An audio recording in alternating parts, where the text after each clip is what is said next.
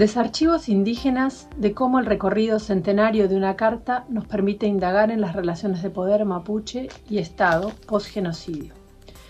Bueno, este texto recupera una carta escrita por Mariano Epulef, hijo, en 1925, en el que narra una situación de violencia y de desalojo contra su familia en la zona cordillerana del suroeste de Chubut, y donde relata con detalle qué fue lo que sucedió y analiza las relaciones de poder entre quienes los están desalojando, funcionarios de estados y los intereses y ambiciones que hay por sobre el territorio.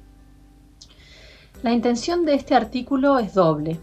Por un lado, hacer un análisis metodológico de cómo estamos trabajando los archivos del siglo XX, ya que la etnohistoria tiene una larga trayectoria de recuperar la agencia indígena y la voz del otro dentro de lo que son archivos coloniales y republicanos, y quizás una trayectoria más corta en lo que es analizar este tipo de documentación durante el siglo XX. Con esta intención, entonces, tiene un doble objetivo. Por un lado, recuperar y analizar la metodología de trabajo para analizar esta documentación en particular, y por otro lado, indagar en algunos de los principios básicos de la archivística, que, por ejemplo, el principio de procedencia, que instalan muchas preguntas respecto, por ejemplo, a la autoría de los textos, o también a la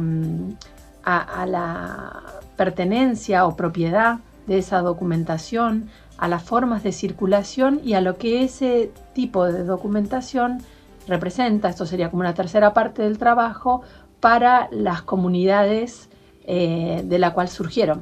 Es decir, qué valor tiene, más allá del peso histórico o el valor histórico que le damos como fuente documental, para aquellas comunidades en las que estas voces, de las que muchas veces solo tenemos una pequeña cita, traen de ese pasado, ¿no? Entonces, esa sería un poco la indagación. Una primera parte del texto entonces analiza la carta y los pasillos que ha recorrido, ¿no? El iniciador de esta carta es Mariano Epulef, hijo, en 1925, y esa carta hace todo un circuito burocrático que configura un expediente.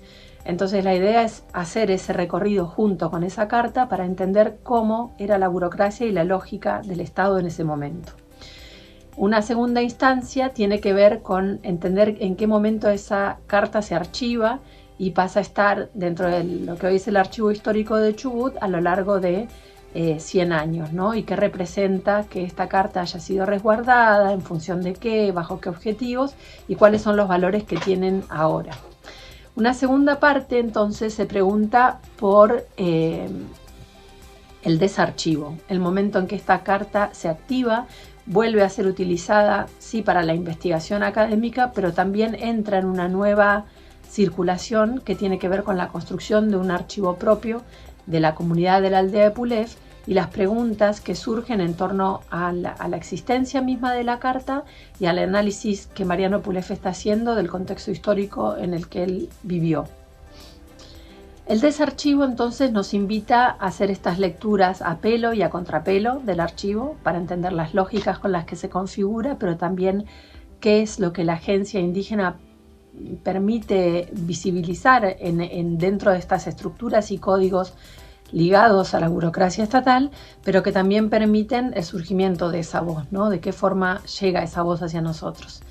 Y por otra parte, indagan la pregunta de si los archivos son espacios de reparación de la memoria histórica o depósitos narrativos de la violencia colonial.